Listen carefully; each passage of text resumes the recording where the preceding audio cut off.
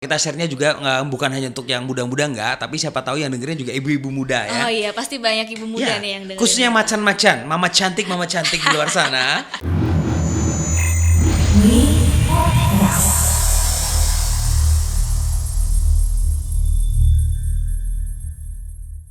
Kembali lagi bersama dengan Sahabat di podcastnya Meta FM Radio, khususnya di Meta Medianya ya. Dan seperti biasa selalu menghadirkan tamu-tamu yang mudah-mudahan bisa menginspirasi kalian. Apapun profesinya, siapa tahu tamu kita ini dengan profesi yang dia sandang saat ini bisa menginspirasi kamu yang kayaknya aku pengen loh jadi apa seperti dia. Nah, ini sudah saya datangin di jam-jam kesibukan dia yang kesana kesini, akhirnya dapat juga waktunya. Langsung aja kita sambut ini dia, Mbak Riza. Halo. Halo. Yes. Jangan berharap tepuk tangan yang banyak ya Mbak ya. Nah, nanti kita edit, tenang aja. Mau minta stadion boleh ya. Mbak Riza apa kabar? Ya, alhamdulillah kabar baik Kak Esa. Iya, Mbak Riza ini silakan memperkenalkan diri dulu. Mungkin beberapa masih asing, tapi saya percaya ada beberapa yang sudah kenal banget, udah tahu nih gitu. Mbak Riza dari mana dan profesinya sebagai apa? Ya, halo semuanya, aku Riza Ayu Purnamasari, biasa dipanggil Riza. Saya adalah Marketing Communication dari PT Intrafood Singabera Indonesia. Wow, ini barang-barangnya, produk-produknya sudah kita kasih standby di atas. Iya, bener banget, ini Saya yang legend dulu, ya. Oke, kita cheers dulu. Oke, tos dulu Kak. Udah disterilisasi, tenang. Alhamdulillah. Ini Kedengeran cocok banget kan ya pas musim hujan. Satu musim hujan dan kebetulan saat ini kita take ini di luar sana hujan banget. Deras nggak sih waktu perjalanan ke sini tadi? Enggak sih, tadi gerimis-gerimis galau gitu. Antara gerimis sama enggak jadi hujan gitu ya. Justru Mbak Riza, kalau pas gerimis itu malah menyakitkan. Khususnya untuk orang-orang yang pernah tersakiti itu pas gerimis itu baru kerasa banget, ya ampun. Oh gitu ya, rasanya syahdunya tuh dapat banget, gloomy-gloominya gitu. Gloomy-gloominya dapat. Mbak Riza udah lama di Intrafood? Saya sudah sekitar dari tahun 2014-an. Wow, udah cukup lama juga. Iya, Okay. 6 tahun gak terasa ya. 6 tahun gak kerasa. Dan emang dari awal posisinya sama juga? Atau memang ada kayak apa ya, ganti di divisi apa gitu? Sama, sejak awal saya di marketing. Emang tertariknya di Markom ya? Kalau saya kan memang backgroundnya dari ilmu komunikasi ya waktu kuliah dulu ya. Dan passion saya memang salah satunya di public relations gitu. Tapi di Intrafood pada saat ada lowongan itu adanya marketing eksekutif. Kemudian aku apply di situ. Nah, setelah berjalannya waktu ternyata yang aku handle tuh lebih ke markomnya gitu. Akhirnya kita bentuklah Markom dan di divisinya di marketing dan S&D. Waktu kamu masuk, Ya. itu divisi itu belum ada berarti? Atau memang sudah ada juga? Sudah ada jadi satu dengan S&D, Sales and Distribution. Tapi yang khusus handle marketing belum ada gitu. Oh gitu ya. Profesi ini berarti sesuai dengan passionnya Risa dong? Iya, sesuai. Nah, dari lulus kuliah, selesai sekolah, terus langsung masuk di sini atau ini pekerjaan pertama atau Literally nggak langsung sih. Jadi aku dulu sudah aktif duluan di berbagai event. Ya. Terus memang passionnya memang di event organizer gitu sih. Oke, Terus, menarik. tapi kan itu kan sangat berkaitan ya dengan Ya, dunia marketing, pasti. terutama yang marketing communication. Bagaimana kita meng-create sebuah promosi, kemudian mengkomunikasikan sebuah campaign kayak gitulah.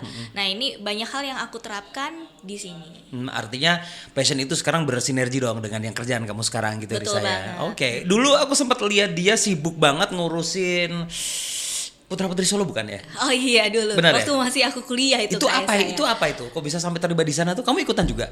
Enggak dong. Oh, gue pikir ikutan Putra Putri Solo juga. Permisi, Liliput seperti ini.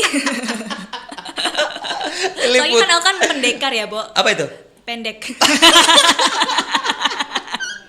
Oke, tapi ikut ngurusin. Gimana ceritanya waktu itu? Ya, jadi dulu saya bergabung di Hapsari PR and Communication. Dan itu masih kuliah ya? Iya, waktu aku masih kuliah ya.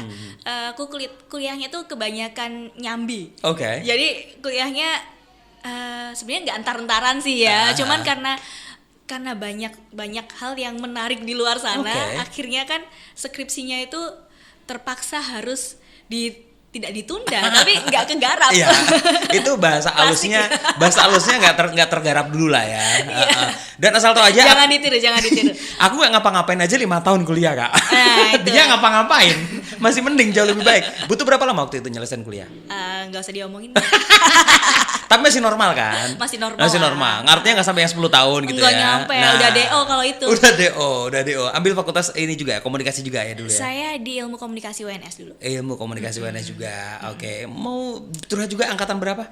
Angkatan 2007. Oke, teman-teman angkatan 2007 silakan subscribe, like, komen, dan follow juga. Oke. Kalau punya Instagram boleh lah. Nanti kita tulis di sini juga Kak ya. Oke. Nah pertanyaannya lagi Kak, saya lebih tertarik dengan profesi Markom. Sebenarnya ini profesi yang menjanjikan nggak menurut Risa? Oh iya banget, apalagi di era seperti ini ya. Yang namanya Markom itu pasti banyak dibutuhkan oleh banyak perusahaan. Karena perusahaan itu sekarang harus bertahan di tengah gempuran pandemi. Yes, setuju. Dan kita harus benar-benar putar otak ya gimana caranya campaign supaya produk yang dihasilkan sebuah perusahaan itu bisa diterima dengan baik oleh masyarakat. Dan usaha kita bisa terus berjalan dengan lancar. Nah itu. Iya. Dan itu juga yang membuat kamu bertahan sampai 6 tahun, itu berarti waktu yang cukup lama juga loh di satu perusahaan. Dalam arti gini, kadang-kadang orang bekerja di satu tempat itu ada dua ukuran menurut saya. Yang pertama adalah dia kok nggak lama di perusahaan ini, kenapa ya? Mungkin ada tawaran yang lebih baik mungkin. Betul. Atau yang kedua karena memang perusahaan udah nggak menginginkan dia lagi. Betul. Kan kayak gitu. Nah ini yang mana nih berarti Mbak Risa nih kayaknya? Kalau saya karena saya selalu menciptakan tantangan-tantangan baru. Wah. Jadi tantangan itu tidak disediakan oleh perusahaan, ya tetap perusahaan menyediakan, tapi kita juga harus siap menerima tantangan itu dengan mengaplikasikan sesuatu yang bisa bikin kita tambah pinter. Ya gak sih? Kadang kita kalau sudah kerja di sebuah perusahaan, kemudian kita sudah berada di zona nyaman, udahlah aku gini aja juga bos aku udah seneng gitu. Nah aku nggak seneng yang kayak gitu. Jadi misalkan nih ada situasi seperti apa, aku harus berpikir seperti ini supaya nanti bisa menghasilkan sesuatu yang bagus. Gini, contoh konkret aja nih, biar yang ngelihat jadi terinspirasi juga. Oke. Seperti yang kita tahu bahwa semua perusahaan di masa pandemi kan jelas kebanting.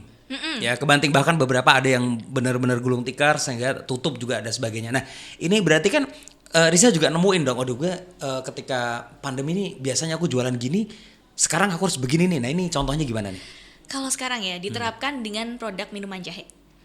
Produk minuman jahe itu selama pandemi sebenarnya kita diuntungkan oleh situasi. Iya kan. Tapi kita juga nggak melulu harus memanfaatkan situasi buruk ini sebagai keuntungan kita. Ya pasti. Gimana kita harus campaign dengan elegan. Itu tantangannya yang pertama. Yang kedua, bagaimana kita mengajak orang yang belum mengkonsumsi produknya kami untuk ikut mengkonsumsi produknya kami. Terus yang ketiga, yang sudah mengkonsumsi, ayo gimana caranya biar melipat gandakan konsumsinya. Terus. Iya. Itu. Kemudian banyak sekali tantangannya karena sekarang ya mau kita campaign kayak gimana pun ternyata di luaran sana mohon maaf, daya beli masyarakat sedang turun. Benar. Orang lebih pilih bertahan hidup dalam arti makanan-makanan pokok nih. Soalnya kalau bisa kita akui bahwa minuman-minuman kayak seperti ini kan sebenarnya minuman kebutuhan tersier ya, bukan sebagian sekunder, sebagian lagi tersier ya. Yes, betul. Tapi memang benar sih tadi setuju dengan apa bahwa diuntungkan juga ada jahenya. Seperti yang kita tahu kan kemarin jahe sempat yang harganya melambung tinggi tuh. Gara-gara sekarang masih mehong. Oh iya, masih mehong ya? Berapa per kilo sis? Kalau kita beli tuh bisa sampai 35 sampai 40 lah. Sekilo. 35 sampai 40 per sekilo masih segitu. Tapi dulu sempat 100 loh. Oh, itu yang jahe merah. Yang jahe merah ya? Jahe merah masih tinggi juga. Sekarang masih tinggi. Dan kita mau ngeluarin jahe merah nih karena animo masyarakat pengen banyak yang mau jahe merah gitu. Oh, emang sementara karena belum ya? Jahe merah belum ya? Ya ini udah mulai produksi. Wah, oke, ditunggu aja jahe merah seperti apa. Launching nih. Oke, menarik.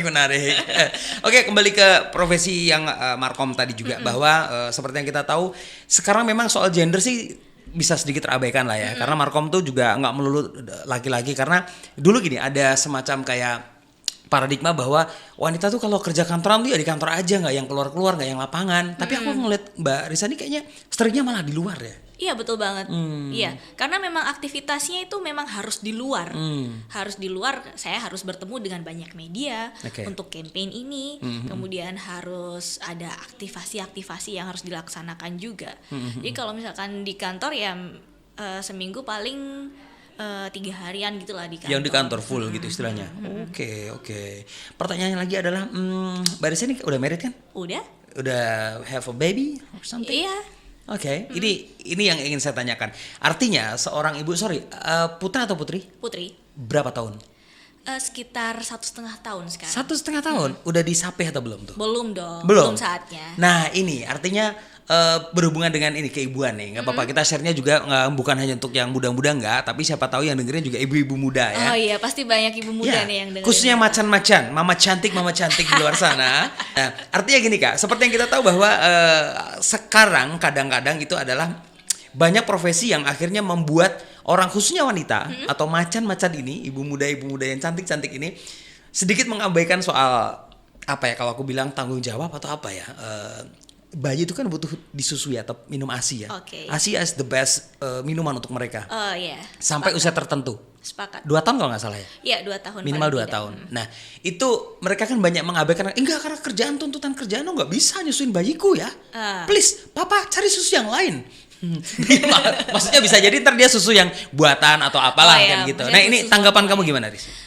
Tanggapan aku ya buat ibu-ibu yang bekerja itu sebenarnya kita masih bisa kok tetap melaksanakan fitrah kita sebagai seorang ibu. Yes. Dengan cara menyusui. Sekarang kan menyusui nggak harus direct breastfeeding ya. Betul. Misalkan kita pas di rumah kita bisa direct, tapi kalau misalkan pas kita kerja ya gimana caranya kita bisa menyediakan ASI ini untuk anak kita. Walaupun kenyataannya misalkan kita sudah berusaha semaksimal apapun, ternyata memang tidak cukup. Paling nggak kita sudah menyediakan lah ya. Okay. Ya nanti misalkan itu sudah perkaranya dibantu dengan susu formula itu juga tidak masalah. Ibu itu punya keistimewaan masing-masing, anak punya keistimewaan masing-masing. Jadi semuanya itu bisa menjadi yang terbaik dengan cara mereka sendiri-sendiri. Tapi kalau misalkan ya sekarang ibu menyusui ya. Walaupun bekerja kita tetap bisa pumping dimanapun lah ya. Iya benar. Tadi ada pertanyaan nih dari Agnes waktu aku masuk sini. Oh iya? Riz kamu kemana-mana tasnya bawanya banyak banget sih gitu. Gede dia bawanya benar. Terus aku bilang iya nih masih ini soalnya masih harus pumping, jadi aku bawanya ada cooler bag, ada ice gel otomatis dibawa kan, seperangkat alat pompa itu juga kan dibawa. Walaupun rempong tapi aku nikmatin, udah kapan lagi momentumnya kayak gini kan? Benar. Kita juga nggak tahu kan dikasih amanah sama Tuhan itu dikasih anak berapa. Jangan-jangan nih ini satu dan udah terakhir. Berarti kan lu gak akan nikmatin namanya menyusui lagi. Iya, dan itu tuh sebuah perjalanan kehidupan yang luar biasa gitu loh. Saatnya kita memberikan yang terbaik buat anak kita. Saatnya kita create bonding yang benar. seintimnya banget ya sama anak kita gitu. Ya, walaupun pekerjaan ada, ya bukan berarti terus kita hilang kontak karena apapun itu yang dari ibu, yang keluar dari ibu ya, itu akan memberi ikatan yang istimewa juga. Meskipun kita nggak ada di situ. Dalam arti susu itu juga kan. Oke. Dan sekarang lu juga enak kok kalau nggak salah beberapa tempat sudah menyediakan fasilitas untuk pumping juga kok di mall juga ada, di beberapa kantor juga ada kayaknya. Ada ruang laktasi ya. Ya, bahkan di tempat umum seperti di bandara, kemudian di stasiun, di terminal pun kadang ada. Kalaupun nggak ada ruang laktasi, kita sudah bisa pumping itu pakai tutupan gitu kan. Sekarang udah ada nih, kayak pernah diginiin gitu kan, ditutupin gitu ya. Apron gitu. Aku pernah nih, ada yang menarik. Ini kejadian lucu berarti ya. Kejadian lucu. Aku lupa gak bawa apron. Sementara itu aku perjalanan keluar kota naik kereta, aku harus pumping. Akhirnya aku pakai mukena dong. Mukena diapain? Ditutupin gitu? Ya udah aku pakai aja. Diginiin gitu ya? Iya, aku pakai kayak mau sholat gitu. Loh, tunggu dulu, di kereta kan ada selimut biasanya. Kalau jarak yang nanggung kan nggak ada. Oh iya, misalkan Solo Jogja nggak ada. Solo Jogja atau Solo Semarang, Iya. Purwokerto kan nggak ada. Artinya tetap ada cara kok ya. Jadi ada cara. Jadi jangan putus asa. Dan kalau nggak salah juga, seandainya ASI itu tidak dikeluarkan dalam waktu lama, itu kan jadi racun juga kan? Benar kan? Sakit. Nah, jadi untuk para ibu-ibu muda, penyumbatan malahan. Benar, ibu muda jangan khawatir ya. Itu tidak akan mengurangi kecantikan Anda. Seandainya kamu selalu memberi tanggung jawab kamu kepada anak kalian untuk yang namanya ngasih ASI, karena itu memang minuman terbaik, benar ya kayaknya. Iya, buat antibody juga bagus, apalagi di tengah pandemi seperti ini ya. Betul. Saatnya kita memberikan proteksi yang lebih inilah sama anak kita. Gitu. Kak mau nanya lagi, kasih sedikit gini dong Kak, gambaran. Saya percaya bahwa yang lihat ini pasti ada beberapa di antara mereka yang tertarik pengen jadi markom atau seprofesi dengan Kak Riza nih. Apa nih kayaknya kiat-kiat khusus gitu mungkin? Buat jadi markom ya? Iyalah. Kalau jadi markom itu yang pertama kita harus kita punya passion dulu. Kalau kita punya passion di dunia markom dan kita mengetahui tentang bagaimana cara mempromosikan sesuatu, kemudian kita menikmati dan menyelami dunia itu dengan sepenuh hati, itu pasti walaupun yang dari nol itu pasti akan cepat menyesuaikan diri. Dan yang pasti tuh kita kayak ini nih, kayak orang dulu bilang, di mana kita berpijak ya, di mana bumi berpijak, disitulah kita apa sih? Salah ya. Di mana bumi berpijak, disitulah kita tidur. Pokoknya disitulah kita berada. Kita harus menjunjung tinggi apa yang ada di situ ya. Jadi kita ngeblend aja sih. Kita berusaha untuk masuk mendalami karakter sebuah brand itu sendiri. Kemudian kita juga kita harus lebih tahu dulu nih karakternya sebuah brand itu seperti apa. Dengan begitu kita bisa menjiwai brand itu dan kita bisa menjadi markom yang baik. Setuju ya? Setuju banget. Jadi yang pertama adalah passion dulu, bahwa kamu udah suka duluan nih dengan apa yang pengen lu kerjain. Yang kedua, kamu kenali dulu, kenali dengan baik brand. Benar. Apa yang pengen dikerjakan, dikenali. Yang ketiga, kita harus tahu tujuan dari brand ini apa. Ya, misalkan ini sasarannya kemana, kayak gitu ya. Dan ini berlaku untuk semua produk ya sebenarnya. Ini jadi tip umum banget, bisa diterapkan. Seandainya kamu nggak harus jadi markomnya ini ya, Intraja, ntar kamu geser dia dong. Nggak, perusahaannya masih banyak, tenang aja. Perusahaannya masih banyak ya. Gak apa, siapa tahu aku mau bikin tim kan, gak masalah kan gitu. Jadi intinya kita harus kenal dulu dan kita kalau udah kenal kan udah sayang ya. Jadi kita mau ngapa-ngapain tuh udah tahu lagunya. Oke, maksudnya kalau menarik banget. Jadi silakan buat kamu yang pengen profesinya sama seperti dia. Ini kamu IG-nya di private apa nggak sih? Masih aku private, tapi kalau pengen berteman boleh kan? Ada web ditulis di sini. Namanya apa? @rizapurnama. @rizapurnama. Nih, kelihatan toh @rizapurnama ya. Silakan di-follow. Maaf kalau misalkan ya yang positif-positif aja lah ya. Kak, ini gini Kak, di My Podcast ini biasanya kita selalu ada yang namanya final question. Jadi ini yang unik ya Kak ya. Kita selalu ada namanya pertanyaan cepat dan harus dijawab dengan cepat Kak. Ntar kasih background suara dia itu ya. Gitu ya. Tugas dia banyak. Dia ini badannya lagi gak enak badan Kak Dimas ini. Gitu. Lagi enak badan, cocoknya apa nih? Dia apa bro? Keluhan lu apa? Pusing, meriang-meriang gitu ya? Kedinginan tadi, siang-siang selimutan. Ya, lu minum ini aja ntar ya. Iya, minum jahe aja minum sih. Minum jahe aja, bisa lah. Abis itu tapi habis minum jahe ya, makan mie rebus. Oh, jadi yang panas-panas. Lu kelaparan loh. Dia tuh lapar, gara-gara sakit. Oke, Kak Risa, pertanyaan cepat, harus dijawab dengan cepat, nggak usah mikir lama-lama. Oke. Karir atau keluarga? Keluarga. Serius? Iyalah. Keluarga ya? Iya. Tapi selama ini dua-duanya masih bisa jalan? Jalan. Wow, rahasianya apa? Rahasianya komitmen. Di komitmen di perusahaannya atau di keluarganya nih? Dua-duanya. Ya, gini, ngatur waktu ya, itu penting banget. Benar. Dan atur tugas dengan suami itu penting. Kayaknya bisa sih. Kamu tipe orang yang kolerik banget sepertinya. Artinya tipe orang yang terencana gitu kayaknya dia ya. Detail, mantap. Bisa lah kalau dia. Karir atau keluarga, pilih keluarga tetap ya nomor satu ya. Yang kedua, melihat anak dengan membesarkan anak sendiri atau dititipkan orang tua? Sendiri. Dan sekarang kamu lakuin itu juga? Iya. Pas kamu kerja gini sama siapa? Ada yang ngomong di rumah. Ada yang ngomong. Nah artinya gini Kak, kamu kerja waktunya berapa jam? Dari jam 8 pagi sampai jam 5. Itu jam 5 official hour. Tapi kalau misalkan kita udah di luar kota ya udah. Iya bisa. Kan jamnya kan bisa 24 jam ya berarti ya. Sampai besok juga nggak pulang kan. Terus ketemu sama anak berapa jam tuh? Sebisa mungkin aku luangkan waktu mulai dari jam 7 malam sampai pagi lah sama dia. Jadi kalau pagi tuh walaupun hektik banget, gimana caranya aku tetap mandiin anak aku gitu. Wow. Quality time-nya dimaksimalin banget. Sabtu Minggu libur gak? Sabtu Minggu libur. Oh, itu yang paling istimewa berarti ya, hampir 24 jam ya. Bukan hanya sama anak tapi sama suami ya. Enak aja anak mulu, suami juga diurusin lagi. Iyalah. Pertanyaan lagi Kak. Aku sebenarnya pengen yang ganas-ganas tapi takut Kak. Gak apa-apa, ntar kan tinggal di-cut aja. Masuk apa di-cut ya? Pilih ditinggal atau ninggalin? Ditinggal. Pilih ditinggal? Iya. Alasannya apa? Lebih siap. Karena kita yang bikin keputusan, konsekuensi apapun kita udah tahu ke depannya, oh gini. Oh, jadi lebih pilih ditinggal daripada ninggalin? Ninggalin, sorry itu maksudnya. Ini kan aja nih. Ninggalin ya. Ya, ini kan aja nih. Ninggalin, karena ninggalin itu berarti yang berencanakan kita ya. Kalau ditinggalkan kita nggak tahu ya. Oke, berarti menyambung dengan pertanyaan berikut ini, mutusin atau diputus? Mutusin. Sudah pernah mutusin? Udah. Berapa kali? 2 kali. Berarti ada 2 cowok yang kamu sakiti? Ya. Atau layak disakiti? Lebih tepatnya. Yang pertama memang layak disakiti.